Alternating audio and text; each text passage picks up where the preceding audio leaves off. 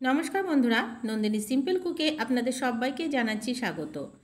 আজ আমি বানিয়েছি দারুণ সুস্বাদু একটি টিফিন রেসিপি। সকালবেলা হাতে যদি সময় না থাকে একদমই, এই রেসিপিটি বানিয়ে বাচ্চা থেকে বড় সবাইকে টিফিনে দিতে পারেন।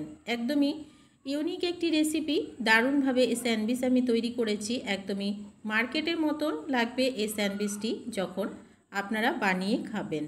আজকের রেসিপি পুরো দেখার অনুরোধ রইল। তাহলে চলুন বন্ধুরা, রেসিপিটি দেখে নেওয়া যাক।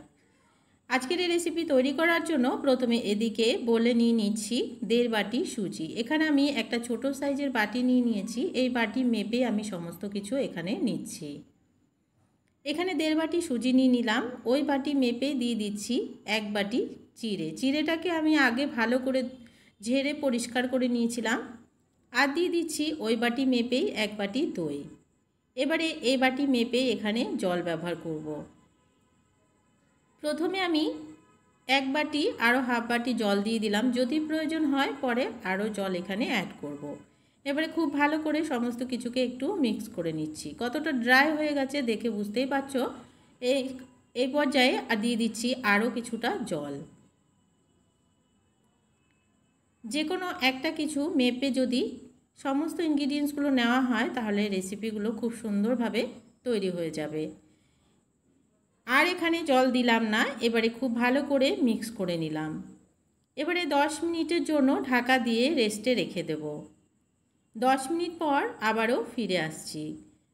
সমস্ত কিছু ফুলে একদমই সফট হয়ে গেছে, দেখতেই পাচ্ছ। এবারে আমি হাতেও একটু নিয়ে দেখিয়ে দিচ্ছি। সমস্ত কিছু একদমই সফট হয়ে গেছে। সুজি বা চিড়ে কোনো রকম এখানে আর দানা বেঁধে নেই। কিছুক্ষণ ভালো করে একটু নাড়াচাড়া করে নিলাম। আর এখানে আমি জল ব্যবহার করব না। এখানে মোট আমার 2 বাটি আরও হাফ বাটি জল লেগেছে। দিয়ে দিলাম স্বাদ মতো লবণ। দিয়ে দিচ্ছি 1 টিস্পুন আদা কাঁচা লঙ্কা বাটা। ঝালটা তোমরা তোমাদের স্বাদ অনুযায়ী দেবে। যদি বাচ্চাদের জন্য তৈরি করো ঝালটা অবশ্যই একটু কম দেওয়ার চেষ্টা করবে। এবারে খুব ভালো করে আবারও সমস্ত কিছুকে মিক্স করে নিচ্ছি। কিছুক্ষণ মিক্স করে নিলাম। এবারে একটা হ্যান্ড উইস্কের সাহায্যে ফেটিয়ে নিচ্ছি। তাহলে কি হবে, রেসিপিটি খুব সুন্দরভাবে তৈরি হবে। এবারে দিয়ে দিচ্ছি বেকিং সোডা। এখানে আমি হাফ টিস্পুন বেকিং সোডা ব্যবহার করলাম। বেকিং সোডাটা দিয়ে আবারও কিছুক্ষণ ফেটিয়ে নিতে হবে। তোমরা যদি বেকিং সোডা ব্যবহার করতে না চাও তাহলে এখানে ইনো দিতে পারো। এবারে খুব ভালো করে একটু মিক্স করে নিলাম টাইম নিয়ে। ব্যাটারটা একদমই রেডি হয়ে গেছে। এবারে ব্যাটারটাকে সেট করার জন্য এদিকে আমি নিয়ে নিচ্ছি একটা কেক টিন। যেহেতু স্যান্ডউইচ বানাবো সেই কারণে আমি চৌকো একটি কেক টিনেই আজকের এই ব্যাটারটাকে সেট করব। আগে থেকে আমি তেল ব্রাশ করে নিয়েছিলাম। এবারে সমস্ত ব্যাটারটাকে কেক টিনে দিয়ে দিলাম। দিয়ে একটু নাড়াচাড়া করে এদিকে একটা কড়াই বসিয়ে দিলাম। কড়াইতে দিয়ে দিয়েছি জল আর দিয়েছি একটা স্ট্যান্ড বসিয়ে। এই স্ট্যান্ডের উপরে কেক টিনটাকে বসিয়ে দিচ্ছি। এবারে ঢাকা দিয়ে 15 মিনিটস পর্যন্ত ভাপে সেদ্ধ হতে দেব। খুব বেশি সময় লাগে না, 10 থেকে 15 মিনিটেই দেখবে রেসিপিটি তৈরি হয়ে যাবে। 15 মিনিটস ঢাকা দিয়ে রেখে দিচ্ছি। 15 মিনিট পরে আবারও ফিরে আসছি। 15 মিনিটস পর আমি ফিরে এলাম। ঢাকাটা সরিয়ে দেখে নিচ্ছি আমাদের রেসিপিটি তৈরি হয়েছে কিনা। তো দেখো বন্ধুরা কতটা ফুলে উঠেছে আর কত সুন্দরভাবে তৈরি হয়ে গেছে। এবারে গ্যাসের ফ্লেমটাকে বন্ধ করে নামিয়ে পুরোপুরিভাবে ঠান্ডা করে নেব। হাতেও লেগে যাচ্ছে না। রেসিপিটি আমাদের একদমই পারফেক্টভাবে তৈরি হয়ে গেছে। নামিয়ে ঠান্ডা করে নিয়ে তারপরে ডিমোল্ড করতে হবে। এবার আমি একটা ছুরির সাহায্যে চারিদিকটাকে কেটে নিচ্ছি।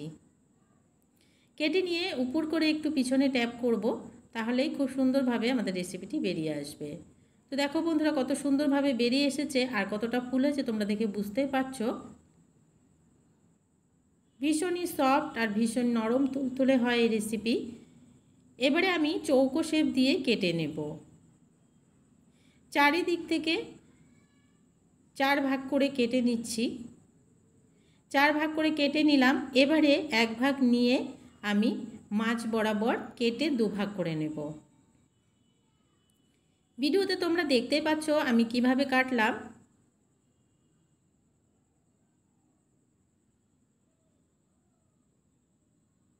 দু ভাগ করে কেটে নিলাম।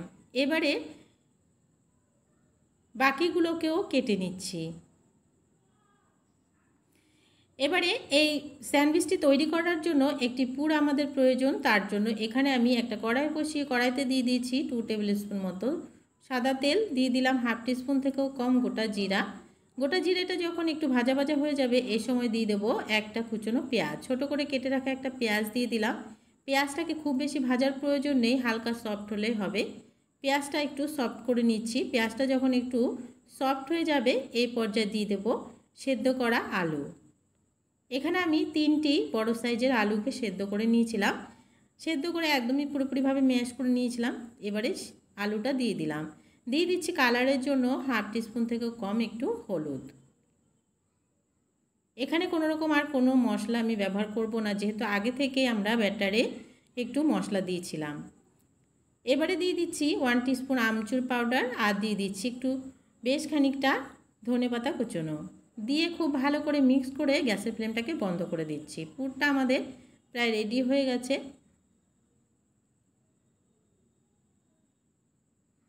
এবারে পুরটাকে নামিয়ে ঠান্ডা করে নিচ্ছি।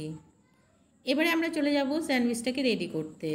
স্যান্ডউইচটাকে যদি এভাবে রেডি করে বাচ্চাদেরকে করে দাও তাহলে দেখবে ওরা টিফিন ফাঁকা করে আসবে। এছাড়াও বাড়িতে এমনি সময়েও কিন্তু এই রেসিপিটি বানিয়ে তোমরা খেয়ে দেখতে পারো, দুর্দান্ত টেস্ট হয়। এবারে মাঝখানে পুরটা প্রথমে একটু সস দিলাম, সস দিয়ে একটু পুরটা দিয়ে এভাবে ত্রিকোণ শেপে কেটে নিলাম স্যান্ডউইচের মতো। এগুলোকে আর একটু টেস্ট করার জন্য একটা প্যান বসিয়ে দিলাম, প্যানে দিয়ে দিলাম 1 টিস্পুন তেল, দিয়ে সমস্ত স্যান্ডউইচগুলোকে একটু উল্টে পাল্টে লাল লাল করে ক্রিস্পি করে নেব। তাহলে এই রেসিপিটি দুর্দান্ত টেস্ট হবে খেতে, বাচ্চাদেরও ভীষণ ভালো লাগবে আর বড়দেরও ভীষণ ভালো লাগবে।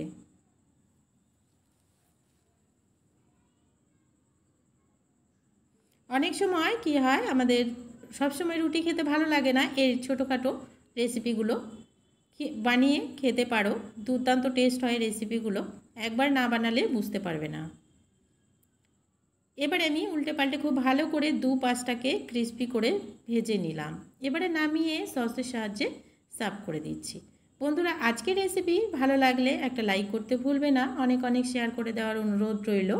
নতুন বন্ধু আমার চ্যানেলে নতুন এসে থাকলে আমার চ্যানেলটিকে সাবস্ক্রাইব করে আমার পাশে থাকার অনুরোধ রইল। পাশে থাকা বেল আইকনটাকে প্রেস করে অল বাটনে অবশ্যই ক্লিক করে রাখবে এই ধরনের রান্নার নোটিফিকেশানগুলো সবার আগে তোমার কাছে পৌঁছে যাওয়ার জন্য।